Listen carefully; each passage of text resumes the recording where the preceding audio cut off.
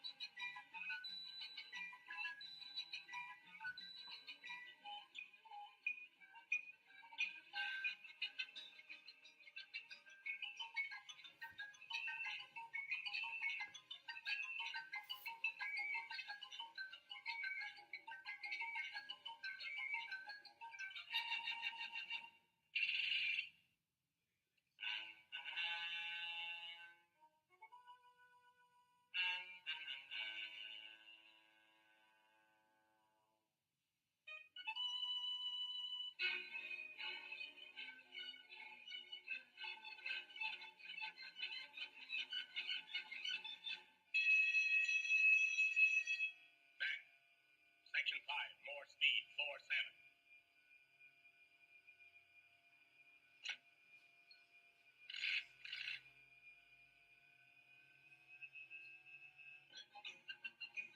Relief man passing. Relief man passing.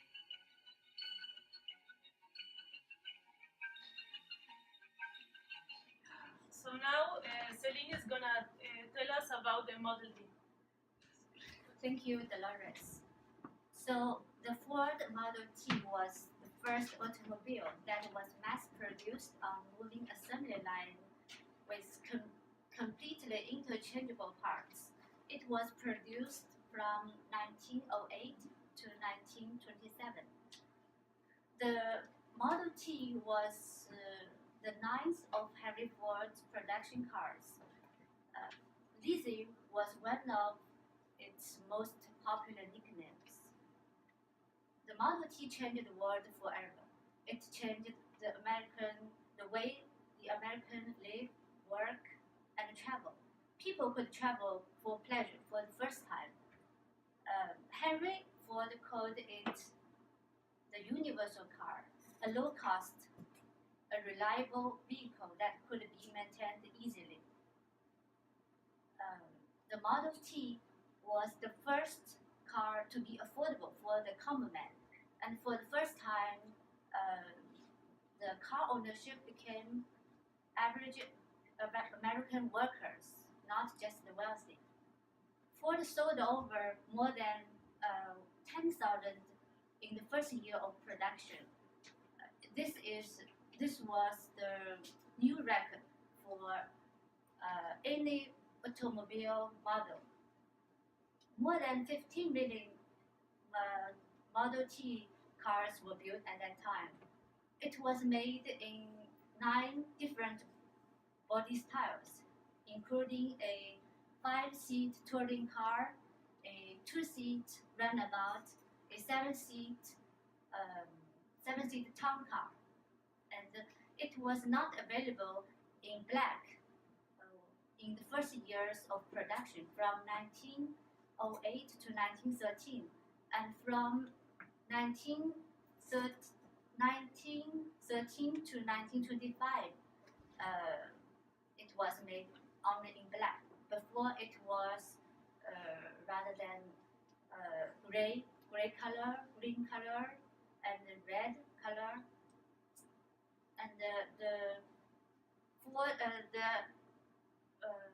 Model T car, the assembly line production makes the price to be lowered from $850 in 1908 to less than $300 in 1925.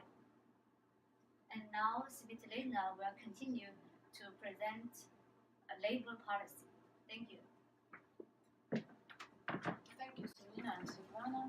On my part, according to Ford, the smartest fiscal policy is largely deliberate and planned production. The money supplies should be nearly uniform. In order to work successfully, you should work regularly. Periodic stagnation brings the large losses. As a result, a higher price, and since conclusion of interrupted production. Financial policy Ford was a result of trade policy. Better to sell lower price than to sell less at large price. These techniques give him more sales. He decided even his employee should be able to buy his car. To do this, the employee needs to have money, free time for spending money, and shouldn't be exhausted after work. He built the new system of production, paid great attention for protection of labor and making good working conditions. He used for this Robert Owens models: 8 hours for work, 8 hours for recovery, and 8 hours for rest.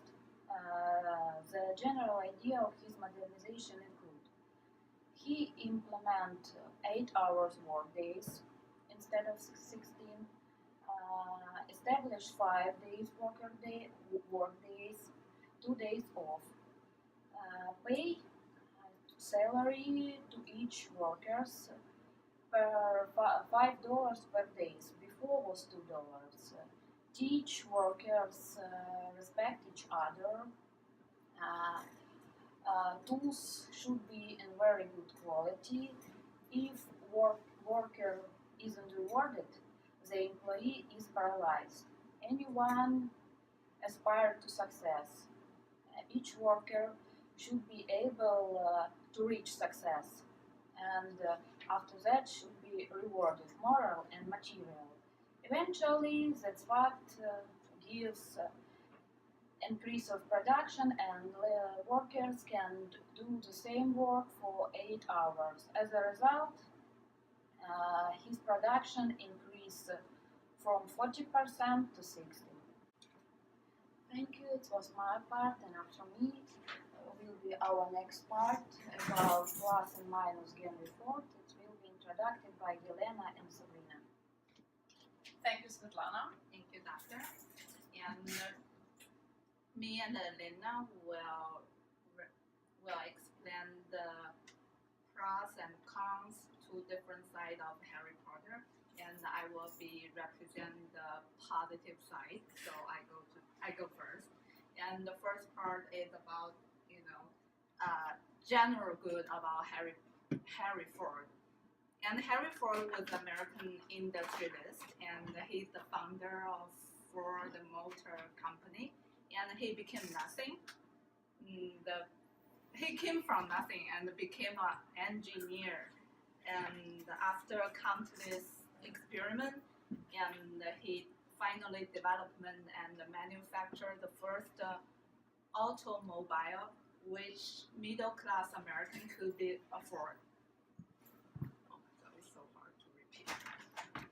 Ford was a pioneer of welfare capitalism, and he was credited with Fordism, which is mean mass production with inexpensive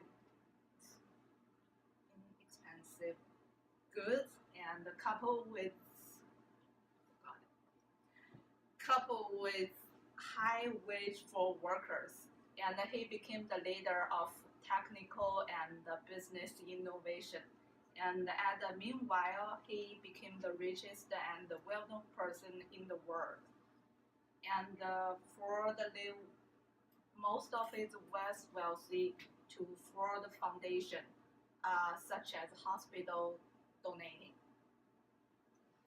But Henry Ford had his dark side almost as black as the Model T. He had the local newspaper, the Dearborn Independent, in which he published several anti-Semitic writings, and later his famous book called The International Jew, The World's Problem. And even it was in 1920, and even in Henry Ford Hospital, there was a policy barring Jews from medical staff. In Germany, this book, The International Jew, was translated and published by Theodor Frisch, who was a founder of several anti-Semitic parties and who was a member of Reichstag. Later, Hitler had read this book, and he said that he would do his best to put his theories into practice in Germany.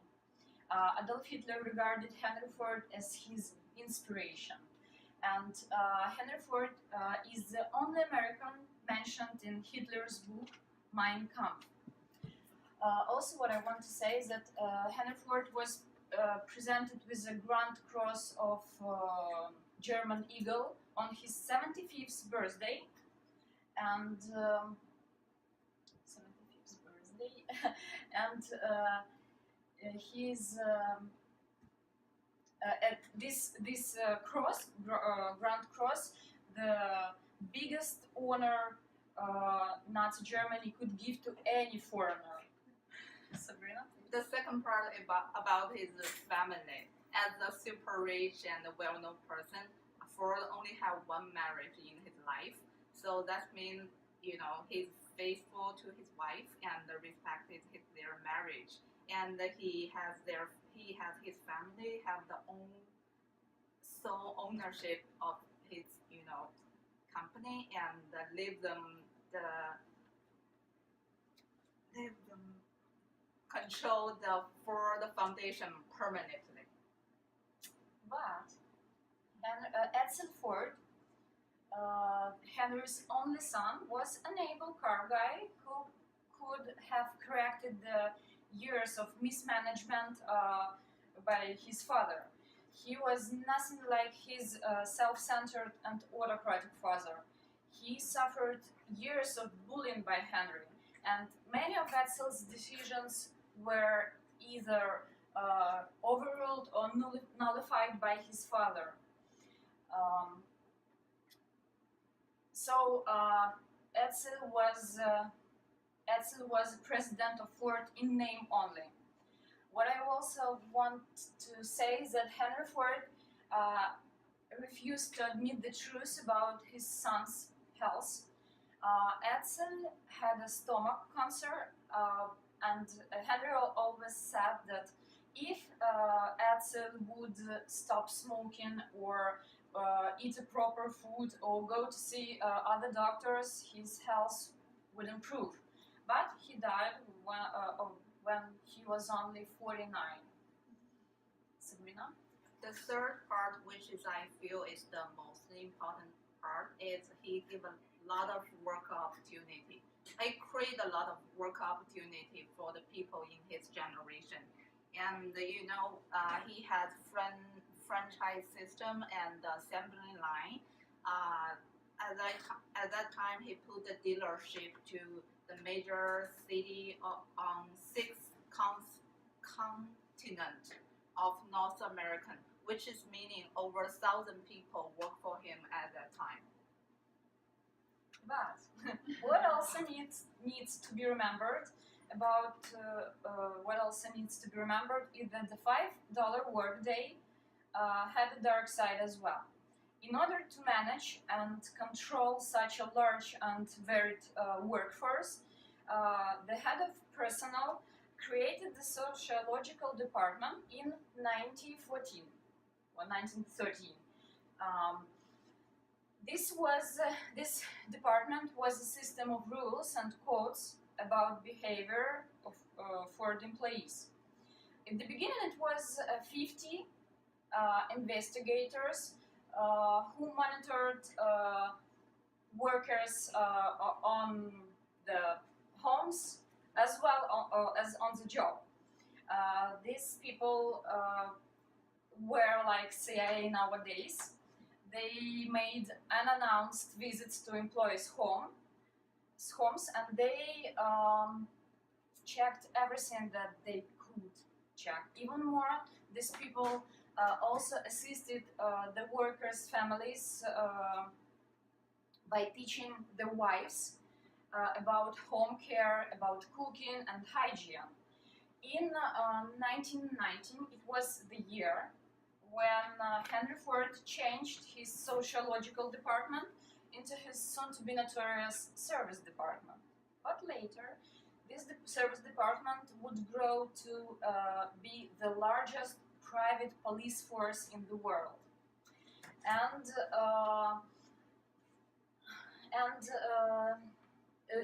those investigations were the prime reason why workers wanted union protection.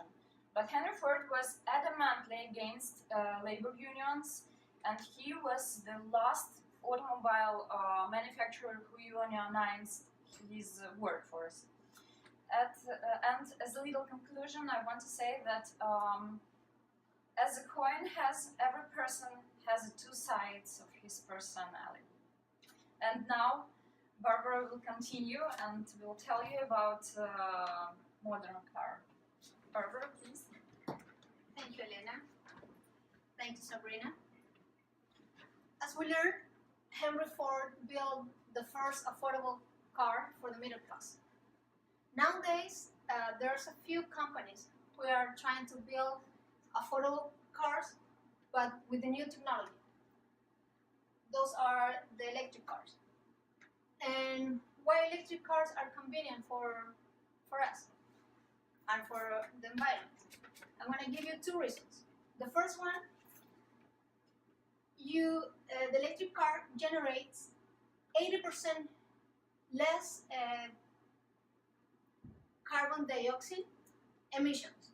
That means they help to lower the emissions of the greenhouse gases. And the second one, you can have a saving of 75% reduction of fuel cost. For example, if you have a conventional car, an electric car, and for 1 year you drive 15,000 miles with this estimate, you can save $1,900 in gas, and you're going to spend only $5,500 charging your battery of the car. So that means you're going to have a saving of $1,400. But what is the problem right now with the electric cars?